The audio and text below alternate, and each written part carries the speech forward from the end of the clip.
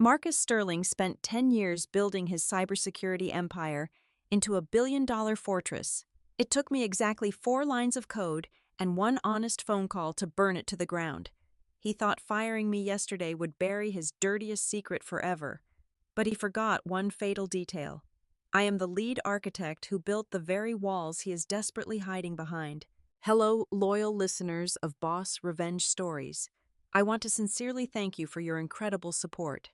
But unfortunately, YouTube has completely disabled our channel's monetization, leaving us without the budget to keep operating, which means we will be forced to stop uploading new videos here for the foreseeable future and transition our operations fully over to Patreon. If you enjoyed today's story, please consider supporting us by joining our Patreon channel, where you can listen to exclusive, true stories that are even better, with much longer runtimes, depicting detailed situations that we simply cannot make public on YouTube, all brought to life by multiple emotional voice actors within a single story. You can join us by scanning the QR code on your screen or by clicking the Patreon link in the description or the comments section of this video. Now, let us begin today's story, where I, Stella Flores, will show you exactly how a corporate empire falls. I sat in a rundown diner in downtown Seattle, letting the bitter taste of black coffee coat my tongue.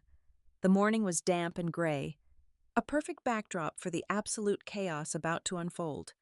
Above the greasy counter, a cheap television blared the morning financial news. The anchor's voice cut sharply through the clatter of silverware and the low hum of the coffee machine. Apex Health, the massive national healthcare network, had just abruptly pulled out of their $500 million system upgrade contract with Sentinel Corp. The newscaster looked genuinely baffled, reporting that a catastrophic breach of trust had completely severed the monumental deal overnight. Right on cue, my phone started vibrating against the laminate tabletop. It did not just ring, it convulsed violently, inching toward the edge of the table. The caller ID flashed the exact name I had anticipated: Marcus Sterling, the tyrannical chief executive officer of Sentinel Corp. I let it vibrate for exactly 15 seconds, taking my time to savor the moment before swiping the screen to answer. "What the hell did you tell the Apex board?" Marcus roared into the receiver. His voice was a frantic, high-pitched screech, completely devoid of the polished, arrogant corporate veneer he usually wore like a second skin during his press conferences.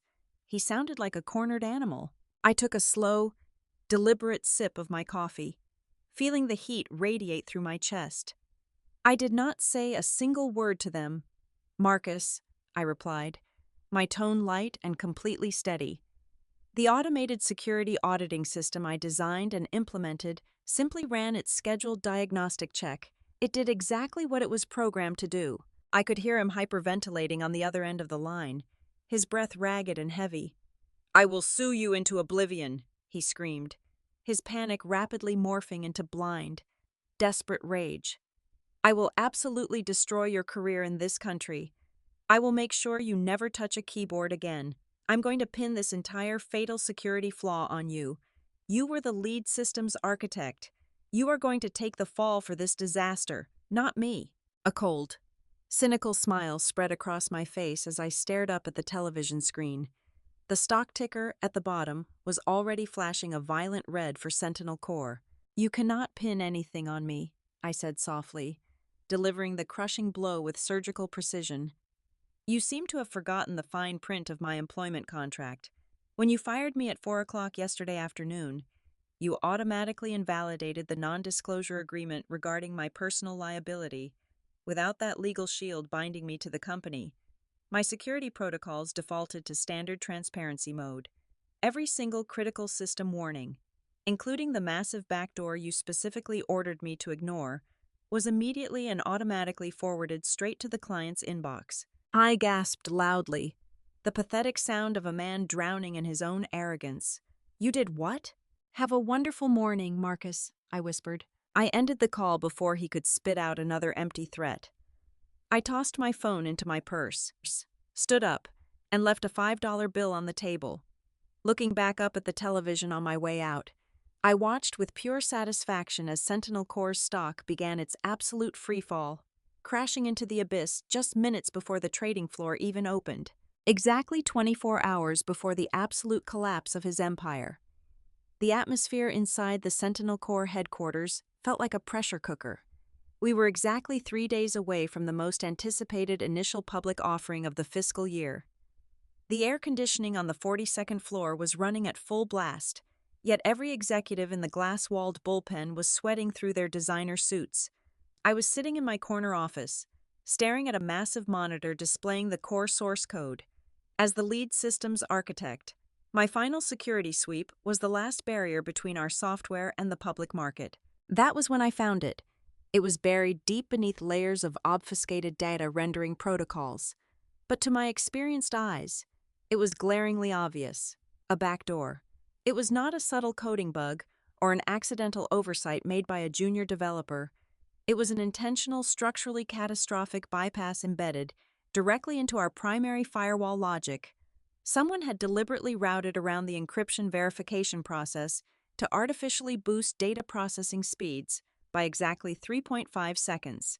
They had sacrificed the integrity of the entire infrastructure just to make the user interface demo look lightning fast for the venture capitalists. I printed the diagnostic logs, slammed my laptop shut, and marched straight toward the executive suite. My heels clicked sharply against the polished hardwood floors, cutting through the manic chatter of the sales team. Marcus Sterling was standing behind his massive oak desk, shouting at someone over a headset, when I pushed the heavy glass door open without knocking. I tossed the thick stack of printed logs directly onto his pristine desk. "We have a fatal structural compromise in the core repository," I said, my voice deliberately flat, offering no room for negotiation. "I am absolutely refusing to sign the mandatory system safety certificate for the Apex Health integration. The entire framework is compromised." Marcus ripped the headset off and glared at me. "Are you out of your mind, Stella? We go public in exactly 72 hours. Apex Health is waiting for that specific certificate to finalize their deployment. Do you have any idea how much money is riding on your signature today?" "I know exactly how much," I fired back, holding his aggressive stare. "And I know that someone bypassed the security matrix to create a fake performance boost for the investor roadshow. If any mid-level hacker finds this backdoor, they will have unrestricted access to millions of sensitive patient records. I will not attach my name to a digital death trap." Marcus let out a harsh, patronizing laugh. He leaned across the desk, planting his palms flat on the wood. "It is an optimization tool, Stella. We needed the system to look flawless for the board. We needed that speed. Just sign the damn compliance form. We will quietly push out a silent security patch a few weeks after the money clears the bank and the shares lock in." "A patch?" I asked, my tone dripping with pure professional disgust. "You are treating a gaping hole in national healthcare data like a minor interface glitch. It takes exactly one automated scan from a malicious actor to completely hijack the network. I am not signing anything, Marcus. In fact, I am officially documenting this breach right now." I opened my tablet and pulled up the company's internal encrypted ledger. My fingers moved rapidly across the screen, typing out a formal, time-stamped objection to the deployment, explicitly citing the intentional backdoor and his direct order to ignore it. The color drained from his face as he realized what I was doing. His arrogant smirk twisted into a mask of pure, unhinged fury. "Stop typing," he hissed, lunging slightly forward as if he wanted to snatch the device from my hands. "You are trying to sabotage a billion-dollar valuation because of your rigid, pathetic obsession with protocol. I am the chief executive officer. You work for me, not the other way around." "I work for the integrity of the system," I replied, hitting the submit key. A small green checkmark flashed on the screen, confirming the log had been permanently registered. Marcus snapped. His fist slammed down onto the desk with enough force to rattle his coffee mug. "You are done," he screamed, his voice echoing through the glass walls. "You are fired, effective immediately. Your absolute insubordination is obstructing the growth of this entire company. Hand over the tablet. Give me your laptop. Give me your access badges right now." He reached for his desk phone and furiously punched a button. "Get security up to the 42nd floor immediately. I want her escorted out of the building, and get the information technology department to wipe her devices and purge the audit logs, now. I did not flinch. I did not raise my voice or offer a single word of protest. I slowly placed the company tablet on his desk. I unclipped my silver identification badge and let it drop onto the wood with a quiet clink.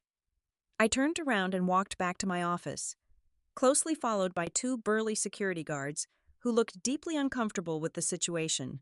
I packed a single cardboard box with my personal items, a framed photograph, a favorite mechanical keyboard, and a ceramic mug. The guards hovered over my shoulder, ensuring I did not touch the terminal.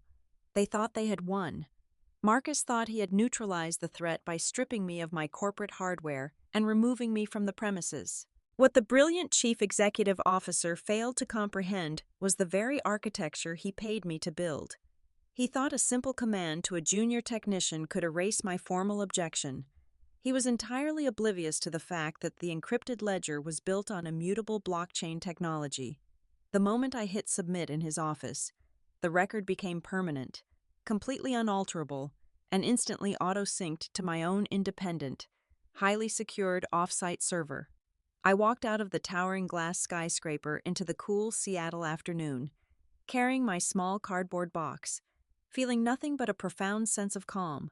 The undeniable truth was already locked away, and Marcus had just happily handed me the key to his destruction. Within an hour of my phone call at the diner, Marcus unleashed his corporate war dogs, and the entire landscape shifted. His massive public relations machine went into absolute overdrive, aggressively pushing a masterclass in corporate spin and media manipulation. My phone buzzed relentlessly, not with angry calls from my former boss, but with frantic text messages from colleagues across the industry. The tech news outlets were suddenly flooded with anonymous leaks from inside Sentinel Core. The headlines all painted the exact same fabricated picture.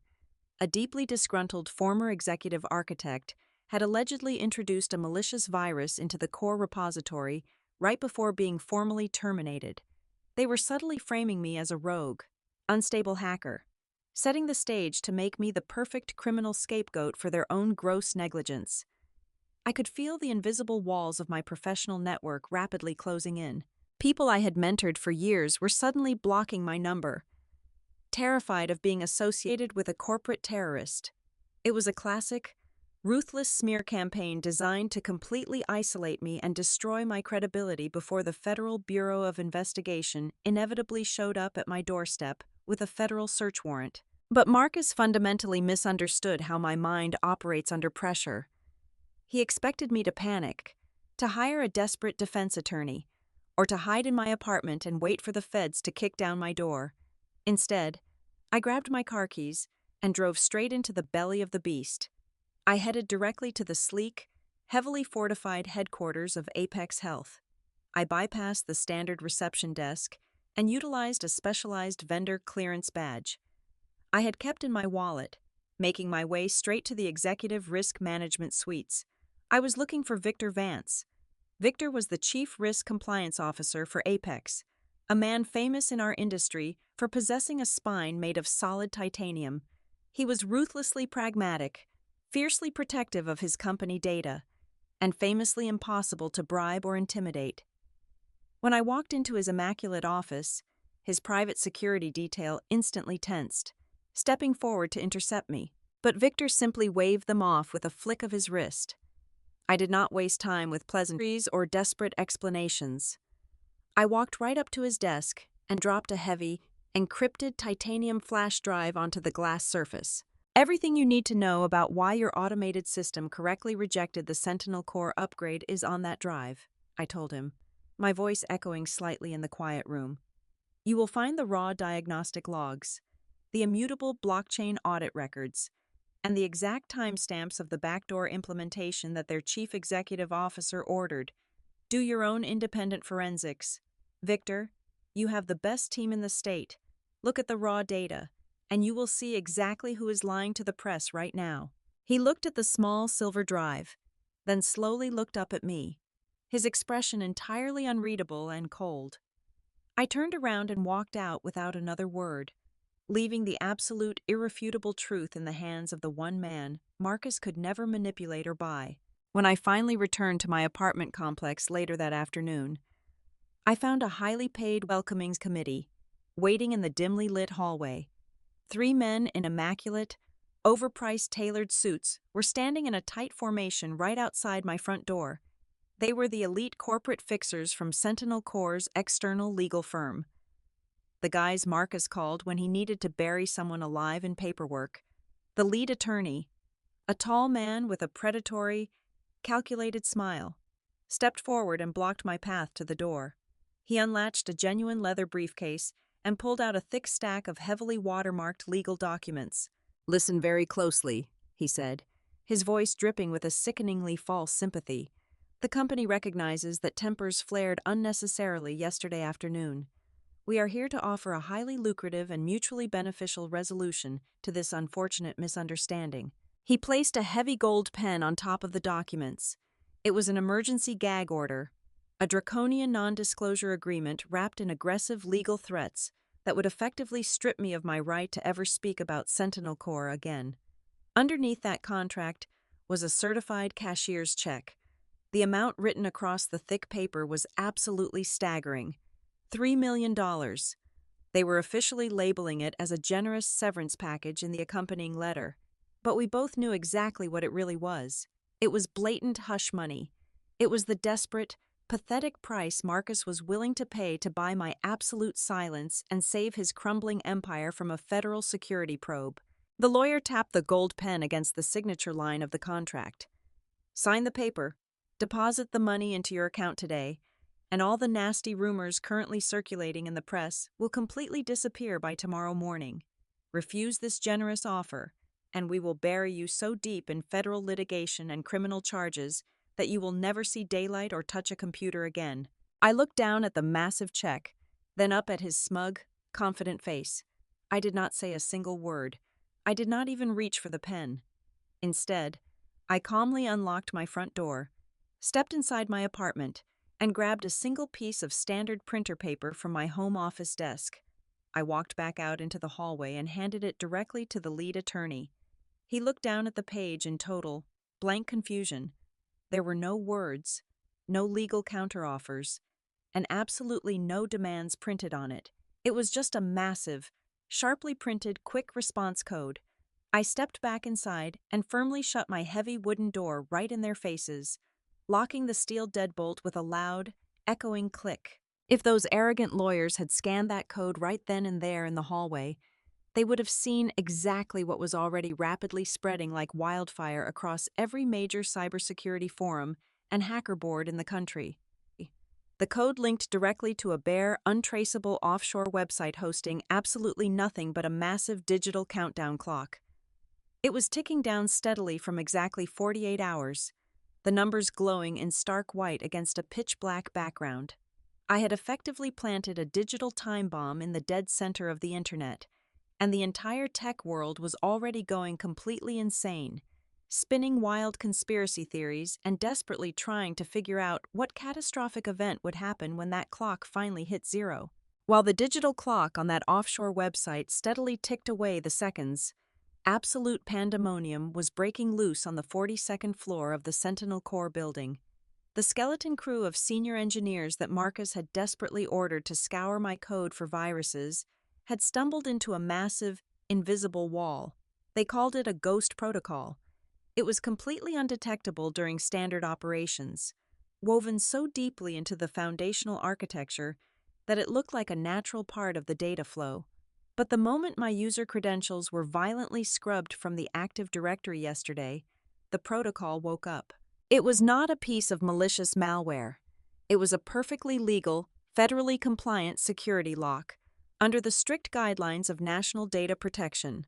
A system possessing that level of sensitive healthcare infrastructure requires a mandatory 30-day transitional handover process if the lead system's architect is removed. Because Marcus had fired me on the spot and immediately revoked my access, the system assumed a hostile internal takeover was in progress. It did exactly what I designed it to do. It automatically executed a hard freeze on all client data access. Every single database, every encrypted client portal, and every active application programming interface snapped shut like a steel vault. Marcus was pacing frantically inside the glass walls of the server control room, screaming at his chief technology officer. The screens surrounding them were no longer displaying the sleek, lightning-fast interfaces he loved to show off to venture capitalists. Instead, they were locked on harsh, glowing red security screens demanding my specific biometric thumbprint and secondary personal decryption key to authorize a system reboot. Marcus suddenly realized the agonizing truth. He was the chief executive officer of a billion-dollar cybersecurity fortress, and he was completely locked out of his own castle. The entire company was paralyzed. Without my biometrics, Sentinel Core was nothing more than a giant, incredibly expensive brick of useless silicone just days before their initial public offering. Driven into a corner by his own blinding arrogance, Marcus made the exact fatal mistake I was praying he would make. He knew he could not go to the authorities or ask external federal auditors for help without exposing the illegal backdoor he had ordered me to build. He needed to pry the system open silently, and he needed it done before the morning stock bell rang. So, in an act of pure, unadulterated desperation, he turned to the darkest corners of the internet.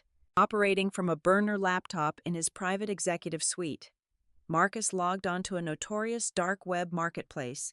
He bypassed all standard corporate financial channels and utilized a massive sum of untraceable corporate cryptocurrency to hire a ruthless syndicate of mercenary hackers.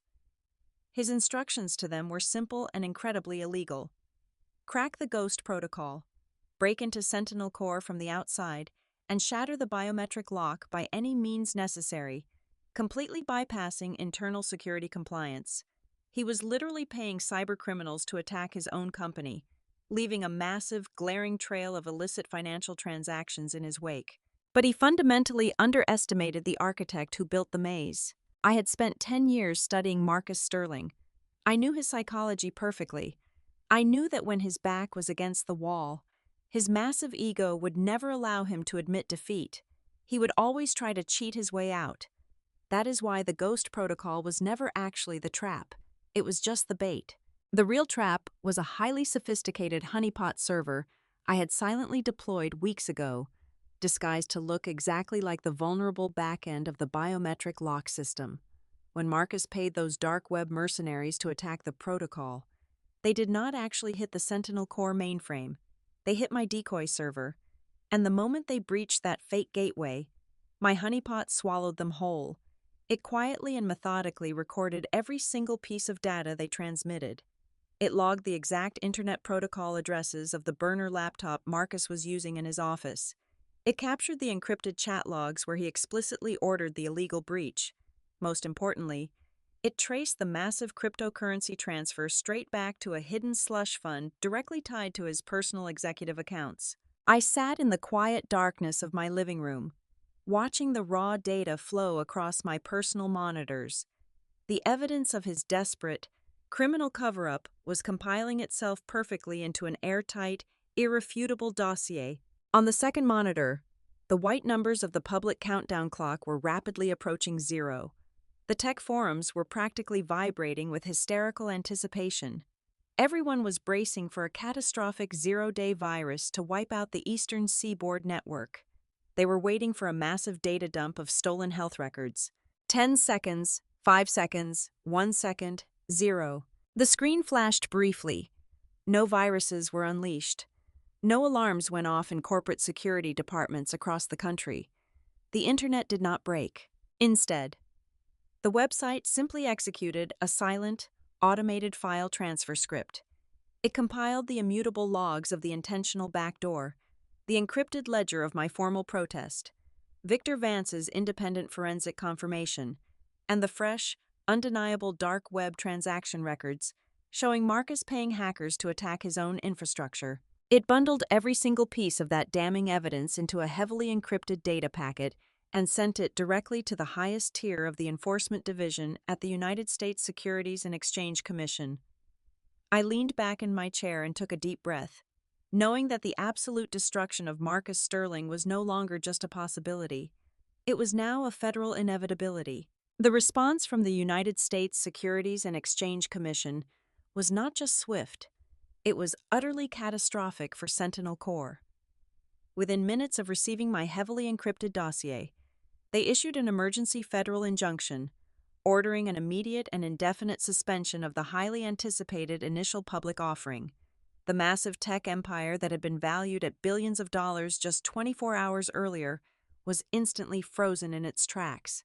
As the morning sun hit the gleaming glass facade of the Sentinel Corp Tower, a fleet of black sport utility vehicles violently swarmed the plaza.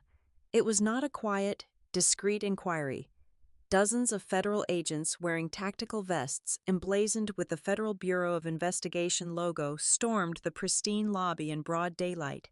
They bypassed the terrified security guards, locked down the elevators, and swarmed the 42nd floor. Inside the executive boardroom, complete and utter carnage was unfolding. Marcus, realizing the walls were completely collapsing around him, desperately attempted to execute his final contingency plan.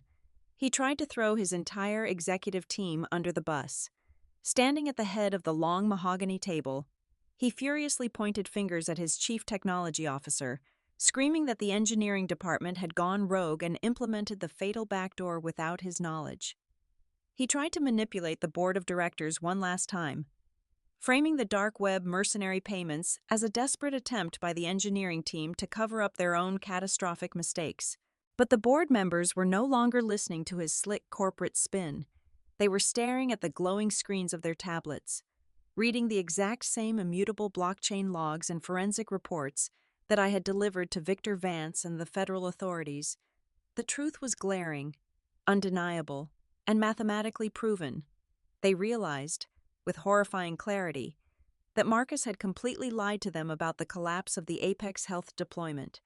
They saw the timestamps of my formal security warnings, the exact moment he ordered them suppressed, and the undeniable financial trail connecting his personal offshore accounts to cybercriminals. The boardroom devolved into a vicious, cutthroat bloodbath as the senior executives immediately turned on him, screaming accusations and scrambling to secure their own legal immunity. While Sentinel Corp was tearing itself apart from the inside, Victor Vance delivered the final, crushing blow from the outside. The iron-willed Chief Risk Compliance Officer of Apex Health stepped up to a podium at a hastily organized national press conference, facing a sea of flashing cameras and shouting tech journalists. Victor did not mince his words. He publicly and systematically dismantled the vicious smear campaign that Marcus had launched against me the day before. Apex Health withdrew from the Sentinel Corp contract for one very specific reason, Victor announced, his deep voice commanding absolute silence in the press room. We discovered a catastrophic vulnerability that their executive leadership intentionally attempted to conceal. However, I want to make one thing absolutely clear to the public and the industry. The disaster was prevented by the unparalleled professional integrity and brilliant technical expertise of one woman, Stella Flores. Their lead systems architect refused to compromise her ethical standards. She risked her entire career to protect the personal data of millions of citizens. She is not a rogue employee. She is the gold standard of cybersecurity. Victor's statement acted as an immediate catalyst. Within hours of the press broadcast, a consortium of major institutional shareholders filed a massive class action lawsuit against Marcus Sterling. The lawsuit demanded billions of dollars in immediate restitution, citing gross negligence, deliberate corporate fraud, and the reckless endangerment of national healthcare data. Panic completely overtook the financial sector. Major banking partners aggressively severed their ties. By noon, Sentinel Corp was officially forced into technical bankruptcy, its reputation completely obliterated, and every single one of its corporate assets firmly frozen by federal mandate. The climax of the morning played out exactly as I had envisioned it, following a rapid, unanimous emergency vote. The board of directors officially stripped Marcus of his title as Chief Executive Officer, seizing his shares and terminating his employment with zero severance and extreme prejudice. As Marcus stood in his opulent corner office, completely stripped of his power and entirely isolated, two federal agents walked through the shattered glass door. They did not offer him a polite exit. They aggressively spun him around, slammed his hands against his massive oak desk, and locked heavy steel handcuffs around his wrists. I watched the live news helicopter footage from the comfort of my couch. The cameras zoomed in closely as Marcus Sterling was frog-marched out of his own gleaming glass fortress. He was paraded through the crowded, sunlit plaza in full view of his terrified employees, relentless paparazzi, and the very security guards he had once ordered to escort me out of the building. His designer suit was wrinkled. His face was pale with absolute shock, and his arrogant swagger was completely gone. I was forced to taste the exact same bitter, public humiliation that he had so callously inflicted upon me. Only his exit was permanent, and his next destination was a federal holding cell. The poetic justice of the moment was incredibly sweet. Just 2 days ago, he believed he could simply erase me from his pristine corporate world with a single command. He thought the rules did not apply to a man who controlled a billion-dollar valuation. But as I watched the federal vehicle drive away with him locked in the back, I knew the most important lesson of system architecture had finally been proven right. A structure is only as strong as its foundation, and when you intentionally rot the core to build a shiny exterior, it only takes a single, precisely applied point of pressure to bring the entire empire crashing down into dust. The dust had barely settled on the shattered ruins of Marcus's legacy when the final, most devastating shockwave hit the financial sector. Exactly 3 weeks after the federal raid, Apex Health released a quiet, unassuming press statement. They were officially acquiring the complete technological remains of Sentinel Core. Because the company was in technical bankruptcy, its reputation in ashes, and its leadership facing federal prison sentences, Apex was picking up the massive core infrastructure for absolute pennies on the dollar. They did not want the brand. They did not want the executive team. They only wanted the foundational code, my code. The following Tuesday, Victor Vance sent a heavily encrypted, top-secret invitation to my personal inbox. It was a formal request for my presence at the inaugural board meeting of the newly restructured technological entity, taking place in a highly secured conference room at the very top of the Apex Health Tower. The atmosphere in the room was electric but intensely focused. I was seated at the head of the massive, polished obsidian table, surrounded by the most powerful venture capitalists and risk management executives in the nation. We were in the middle of discussing the structural migration when the heavy oak doors of the boardroom were suddenly and violently shoved open. Marcus Sterling stumbled into the room. He was out on federal bail awaiting trial, but he looked like a completely broken man. The immaculate, tailor-made suits were gone, replaced by a wrinkled, oversized blazer that hung loosely off his gaunt frame. His face was hollow, deeply lined with exhaustion, and his eyes darted around the room with the frantic, hollow desperation of a man who had lost everything. He had somehow bypassed the lower security desk, likely cashing in the very last favor he had left in this city, just to get into this room. He did not even look at the head of the table at first. He locked eyes with Victor Vance, raising his trembling hands in a pathetic gesture of surrender. "Victor, please," Marcus begged, his voice cracking, entirely devoid of the booming arrogance that used to echo through his glass fortress. "I know how the architecture works. I know the proprietary pathways better than anyone except the original developers. Let me consult for the new entity. You do not even have to pay me a salary. Just give me a title, an advisory role, anything to show the judge that I still have value in this industry. Please, I am begging you to let me save just a fraction of my dignity." Victor Vance simply leaned back in his leather chair and steepled his fingers, his face an unreadable mask. He did not say a single word. Instead, he slowly turned his head and looked directly at me. Marcus followed Victor's gaze, as his eyes finally landed on the figure sitting at the head of the table, the absolute center of power in the room. The last remaining drops of blood completely drained from his face. His jaw went slack. He grabbed the back of a heavy leather chair just to keep his knees from buckling. I was sitting comfortably in the chairman's seat. "Hello, Marcus," I said, my voice quiet, steady, and carrying the absolute weight of total authority. "You are looking at the wrong person for a job. Victor does not own this new entity. He stared at me, his mind desperately trying and completely failing to process the reality in front of him. Stella, what are you doing in that chair? How are you even in this building? I leaned forward, resting my elbows on the polished obsidian surface. I am not just in the building, Marcus. I own the building's core infrastructure. When you thought I was just sitting quietly at home watching your empire burn, I was actually in endless meetings with a premier venture capital fund. I used the exact same immutable blockchain logs that proved your guilt to prove something else entirely. I proved the raw, undeniable value of the system itself, provided that the incompetent, corrupt leadership was completely and permanently excised from the equation. I watched his chest heave as the devastating reality washed over him. I am the one who convinced the venture capitalists to back the Apex acquisition, I continued, measuring every word with lethal precision. I am the one who organized the buyout strategy, and I am the one who currently holds the controlling majority stake in this new enterprise. I am the architect, and I just bought my house back. Marcus opened his mouth to speak, but no words came out. He looked incredibly small, insignificant, a ghost haunting a world that had completely moved on without him. I picked up a crisp, single sheet of heavy legal paper from the folder in front of me. I stood up, walked slowly around the edge of the massive table, and stopped mere inches from where he stood trembling. I held the paper out to him.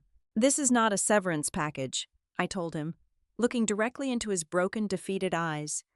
"This is a permanent, legally binding trespass notice. You are officially and entirely banned from ever accessing, interacting with, or stepping foot near the system you once proudly claimed to own. Your credentials are dead. Your legacy is erased. You are no longer authorized." Marcus reached out with a shaking hand and took the paper. He did not argue. He did not scream. The fight had been completely beaten out of him. He simply lowered his head, turned around, and walked slowly out of the boardroom, flanked by the heavy security detail that had just arrived to escort him out of my sight forever. I walked back to my seat, the chairman's seat, and opened my secure laptop. The room was perfectly silent, waiting for my command. I did not look back at the doors. Instead, I placed my fingers on the mechanical keyboard and began to type. I was not writing a new security protocol or a firewall bypass. I was writing the very first lines of a brand new, unalterable code of ethics for the entire company. In the end, I proved to corporate America that true, enduring power does not lie in a fancy executive title, a glass corner office, or the ruthless manipulation of the people working below you. True power lies in absolute, unwavering responsibility. It lies in possessing an irreplaceable skill set, and above all else, it lies in the sheer, undeniable courage to protect the truth, no matter what it costs, until the very end. Thank you so very much for listening to my story today. I would love to know where you are tuning in from, so please let me know in the comments. If you found today's story engaging and powerful, please remember that our YouTube channel has been completely demonetized, and we will not be uploading any new videos here for the foreseeable future. We are transitioning our operations entirely to Patreon. Please help us keep these narratives alive by joining the Boss Revenge Stories Patreon channel. There, you can listen to our very best, exclusive, true stories that we absolutely cannot make public on YouTube. You can join right now by scanning the QR code on your screen or by using the Patreon link provided in the description or the pinned comment below. Thank you for your incredible support, and I will see you there.